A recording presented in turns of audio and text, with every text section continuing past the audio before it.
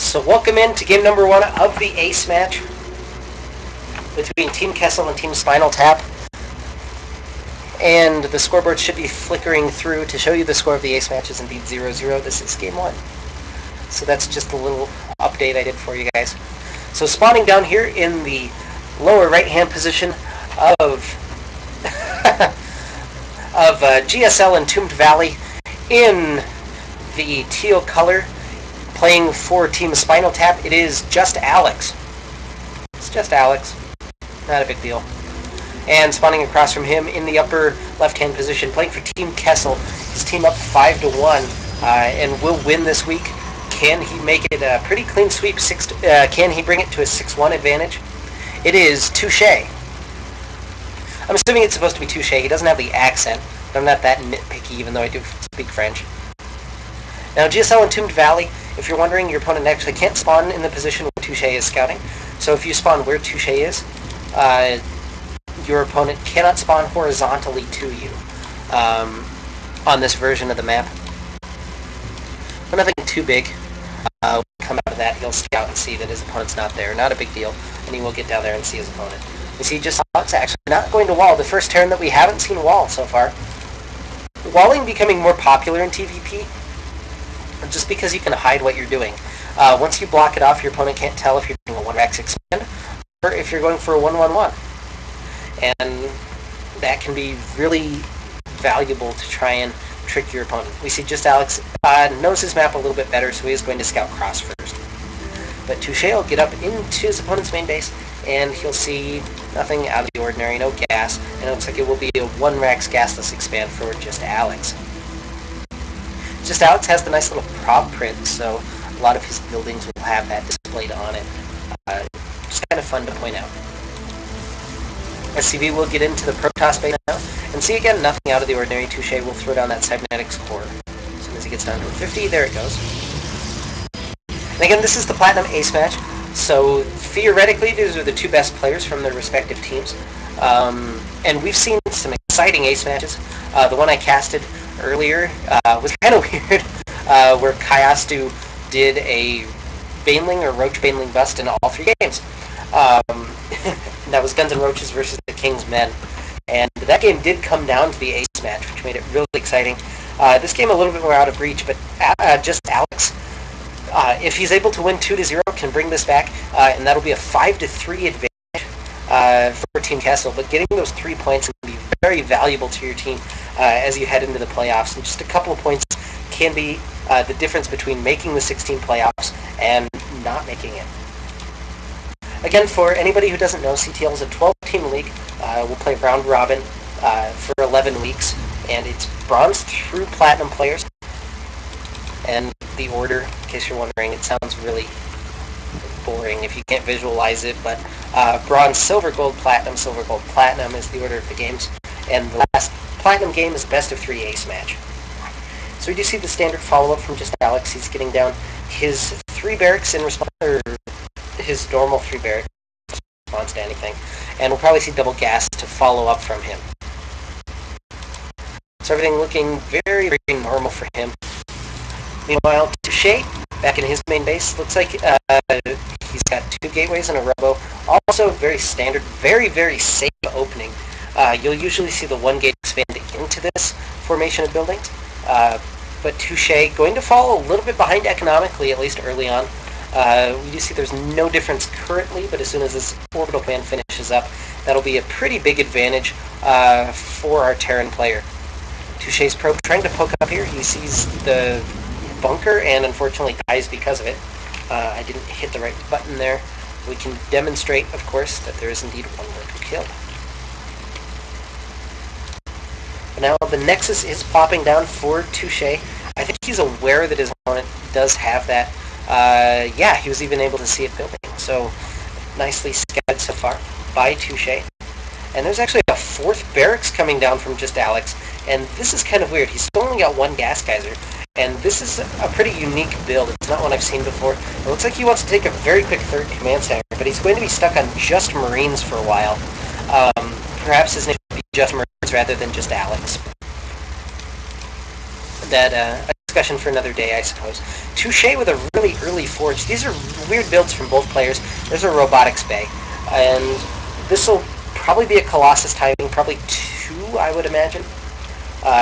Is a decent number of Colossus. He's going to make that observer just to see what's going on with his opponent. And JustAlex going to just power out these Marines, now going up. He's finally getting his factory on the way. His 3rd command center's on the way, though. He'll be stuck on just these Marines for quite a while, and as I'm sure people are Colossus will scare these Marines. Now the observer gets in, he'll see everything going on, he'll see just the Marines, he even clicks on one of them just to check the upgrades, and he'll have an upgrade advantage at 1-0 to 0-0, and again, he'll know his opponent isn't putting on pressure. There's a 3rd gateway, and everything looking pretty standard. We should see the Colossus as soon as he gets enough resources for it. But if we look, economic advantage right now, way in favor of the Terran player. That's 11 worker advantage. And this is kind of a cheeky placement of your observer. If your opponent doesn't see it, it's a really valuable tool for you. If he does see it, you're just going to lose it. Starport on the way, as well as a 5th barracks. He's only got 1 tech lab so far, so Marauders might not be a key part of his game plan. There's only 1 out right now. Again, Marauders not very good against Colossus either, so that's kind of surprising. And +1 armor will be directly on the bay for Touche right afterward. There's no engineering bay thought of, so that can be a pretty key upgrade advantage. And JustAlex moving around the map. Looks like he's looking for proxy pylons. He will find his opponent's probe, and he will take that down. But he's really looking for proxy to anything. He's sending SCVs around to scout, trying to gather information. He's a little bit weak right now. He doesn't have any medevacs, he doesn't have any Vikings, he doesn't have anything that can defend against power units, really. He's only on Marines. But the 3rd base is done, and that economic advantage is pretty scary. I heard a scan go down. There's the scan. And the +1 armor actually might line up with the 2nd Colossus, except that he didn't have it queued up. So this could be an interesting timing from Touche. Again, the supply lead hugely in favor of our Terran player, but I think it's a little bit misleading just because he's on only Marine Marauder. And I don't know how this is going to turn out. This is kind of interesting. 2nd starport on the way, and I really like that choice by JustAlex. This means that he'll be able to make medevacs and Vikings at the same time if he so chooses. But now starting to get into those infantry upgrades. He's got Stimpack and Concussive Shell on the way. Starting to quick out those Marauders. His first medevacs out as well. But here's the timing from Touche that he wanted to hit. Line up with his +1 armor, and he'll be able to warp in some units near his opponent's base with this proxy pylon. I don't know if he can push up into this bunker right now. Does he have some sentries with this? He does, so he can force field off repairing SCVs. But again, he's only on 3 gateways and 1 robotics facility. You see, he's actually not making too great a use of his economy. He'll push up into the 3rd base. That factory landing will help complete that wall in, but he's just going to break down the depots and head in. And this is a really terrifying choke point now for the Terran player.